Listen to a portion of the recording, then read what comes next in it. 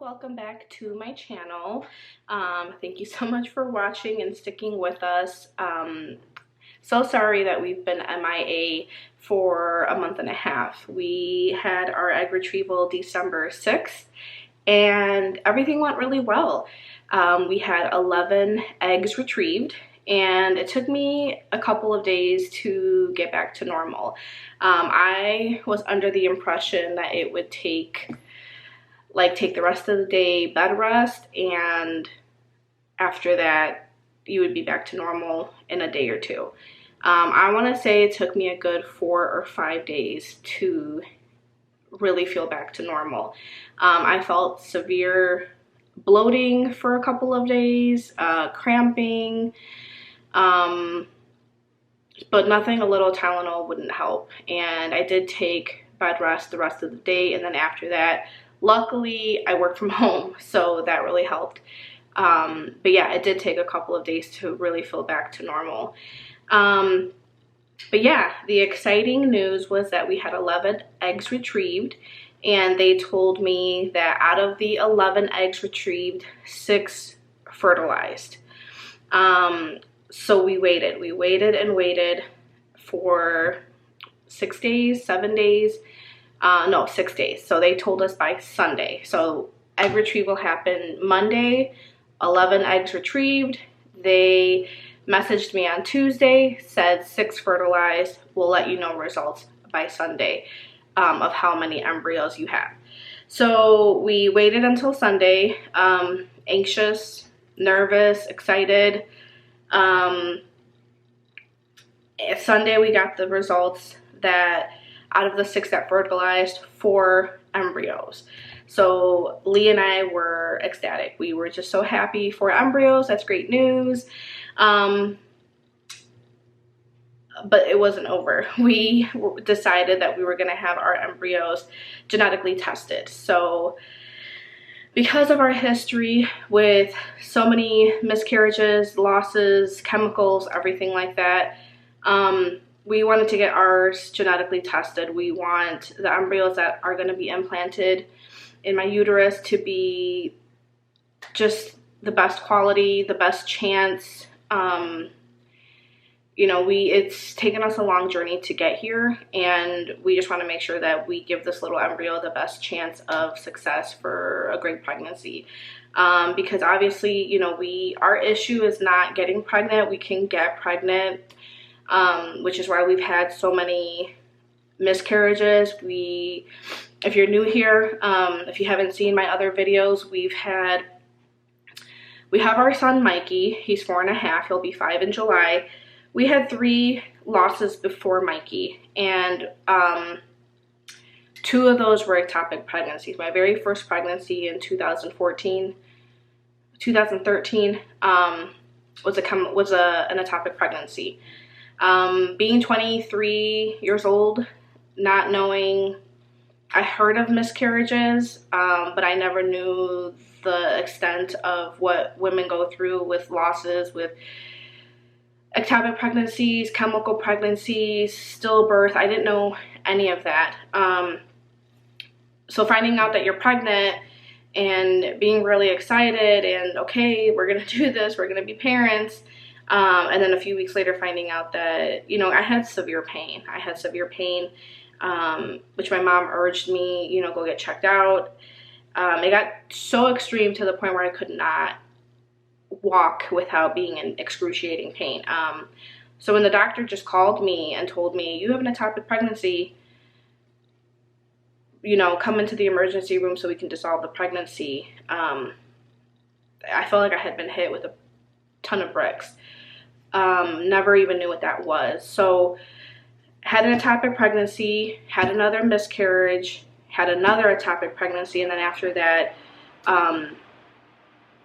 you know, Lee and I decided we were not going to try. We were still young. We were 25 by that point.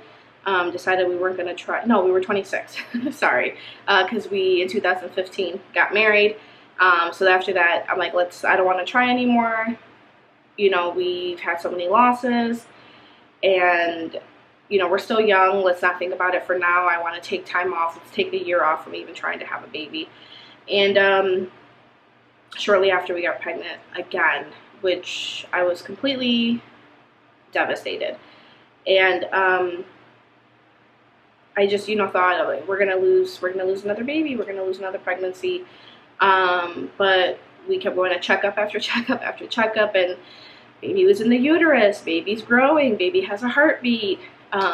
Short before we knew it, it's a boy. And he kept growing beautifully. It was a great pregnancy, no complications at all. And Mikey was born in July of 2017. So after that, we thought it was going to be super easy to get pregnant again. And, maybe those other losses were just flukes. But we had loss after loss and another ectopic pregnancy and more chemical pregnancies and miscarriages after that. I want to say 4 or 5 more pregnancies, losses. After that, I have a list here.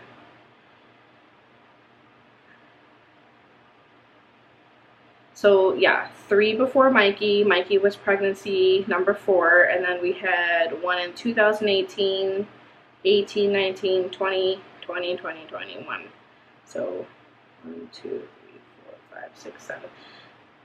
7 more pregnancy losses after Mikey was born.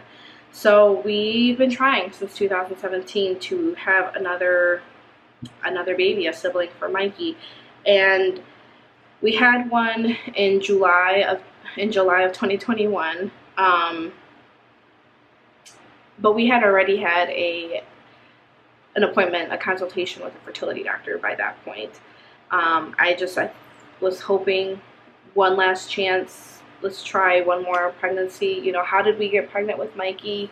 How, like, if we could do it once, we could do it again. So I just had high hopes. And I don't know how I put my body through that over and over and over again of just loss after loss. And by the end of that, it did take a toll. I think I just suppressed a lot of my grief with the losses, and by that point, by the time I made an IVF consultation, I couldn't hold in my grief anymore. I was just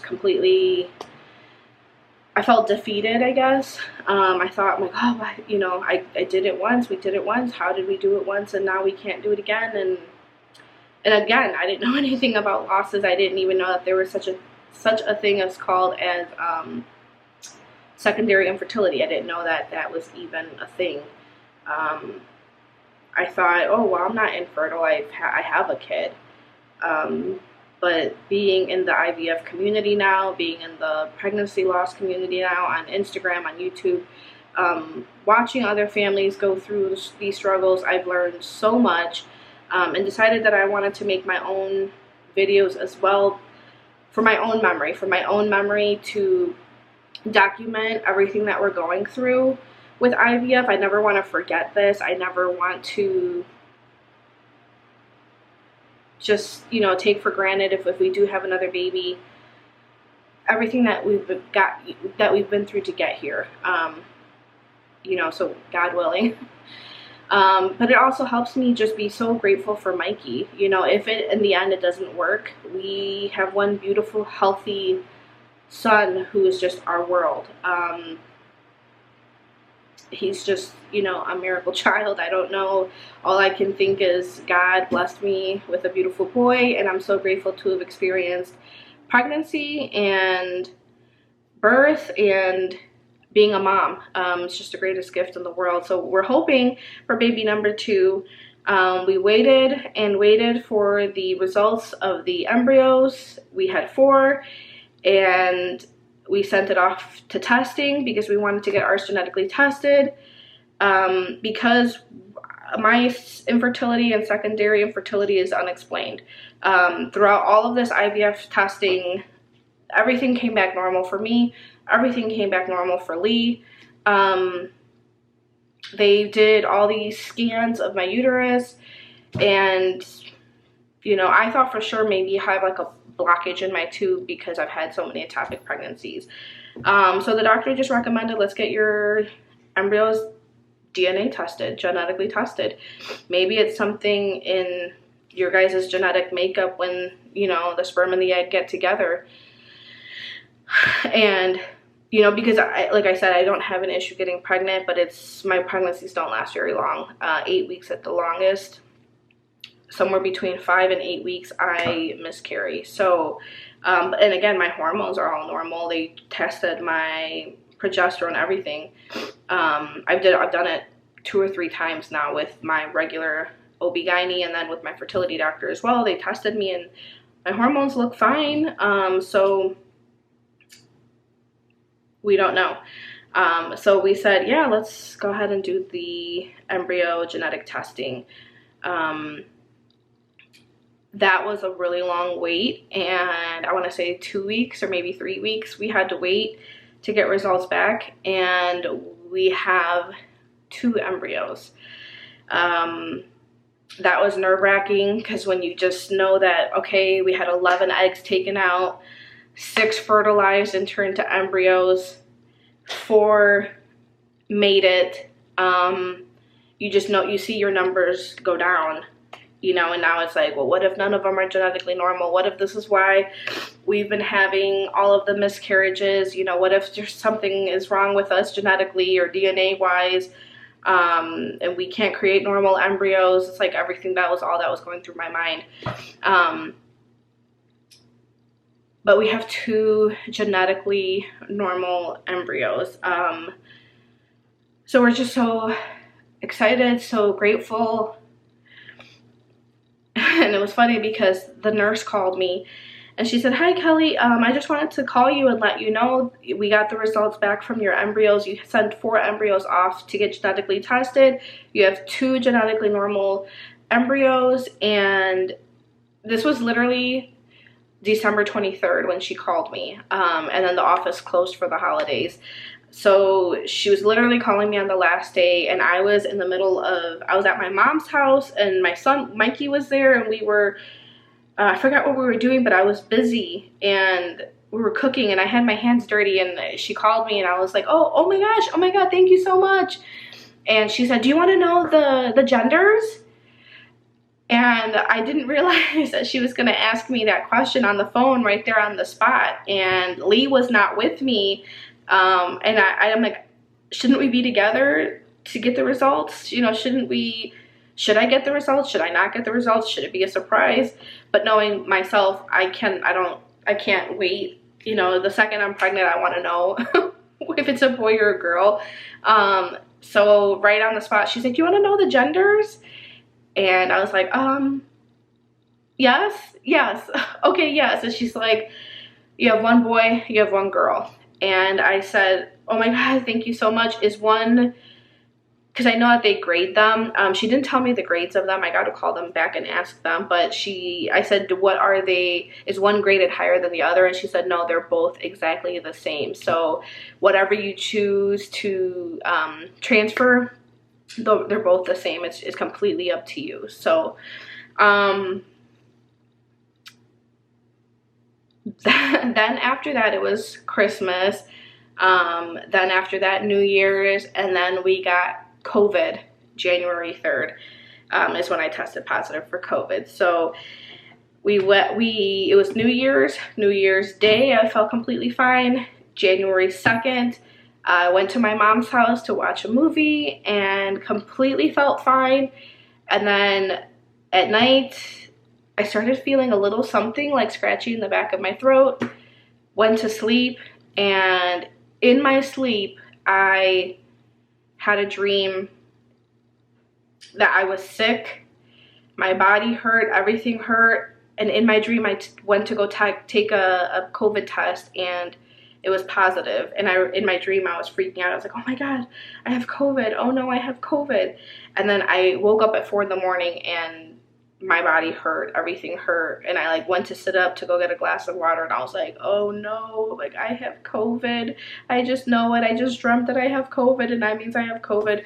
So I did wake up at 6 in the morning later and took a COVID test, and I was positive for COVID, which in the end, the timing of it all ended up being a blessing, because had I tested 1 day later, this whole embryo transfer would have been canceled. I called my doctor, my fertility doctor, and let them know that we had COVID. I am the one who got it the worst. Luckily, it was only like 2 really bad days, and then after that, it kind of just felt like I was recovering from a cold. And then I tested positive on a Monday. By Friday, Lee and Mikey both tested positive, and luckily, Lee only felt lousy for 1 day. Mikey had a low-grade fever. Other than that, had no other symptoms, and he didn't even tell me that he was feeling anything. He was still playing like normal. So luckily we got it and we were fine, and you know, just gonna be super careful from now on, especially with our transfer coming up. But I did call my fertility doctor to let them know that we tested positive for COVID, and she said, "What day did you test positive?" And I said, on January 3rd. And she said, because we can't see you for 3 weeks. The office will not let you come in for 3 weeks after you test positive for COVID. And she said, we need to see you. You start meds on this and this day, and then we need to see you January 24th to see what the meds are doing, to see how your body's responding. So she's like, let me count. And she was counting from January 3rd to January 24th, and it was 1 week, 2 weeks, 3 weeks to the day. And she's like, oh my God, you are so lucky. She's like, had you tested positive on Tuesday, we wouldn't have been able to see you on January 24th when we need to see you to you know, do blood work and ultrasound. And we would have had to cancel this whole thing. So we got extremely lucky with how everything turned out. And I went in on last Monday, the 24th, and everything looks normal, looks good, you know, where it's supposed to be at. I am doing Lupron injections, Lovenox injections. I'm still on my thyroid medication, prenatals, baby aspirin, and I just last week started taking estrogen pills. Tomorrow, on Monday, tomorrow's the 31st, yes, I double up on my estrogen pills. I go back in on Friday for another ultrasound and blood work to see how everything was responding. I think they're looking for my uterine lining, my uterine lining to thicken. And then I think that is when they will tell me when to start the progesterone injections, which I'm nervous for. I know we did what was the other one? Menopur and Follistim injections for the egg retrieval, which ended up not being as bad as I thought. The hormones did mess with me a little bit. I don't know if you could hear that. Lee's watching a football game right now. You know, playoffs going on, so him and Mikey are upstairs watching, and they're yelling. So those injections ended up not being as bad as I thought they were gonna be. And I think it really helped that I had the nurse put 2 circles on where, you know, on my butt where they should go.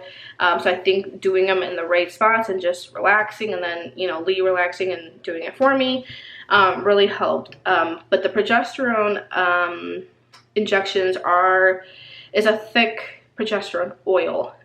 So she did say that it's a thick oil, and Lee's gonna have to do it really slow to get it all in there. So I'm a little nervous for that. Also, after the embryo transfer, I will be doing that for 10 to 12 weeks after the embryo transfer. You know, obviously to help the pregnancy continue to grow and thrive. So I will be doing this for a long time. So I'm a little bit nervous for that, and my butt getting sore, but it's well worth it. So yeah, we are gearing up here to do the frozen embryo transfer next month. We are super excited. A little bit nervous, but I'm trying not to let that get to me. I'm trying to just be excited and hopeful and think positive thoughts, and I'm trying to be zen, and just really be kind to my body. My body's done this before, you know. We're doing everything right. We're trying to do everything that we can. We're giving this pregnancy the best success that we can. So yeah, in the next 2 weeks, we're just taking it easy. Also, you know, just, I don't know, being positive, being supportive to one another.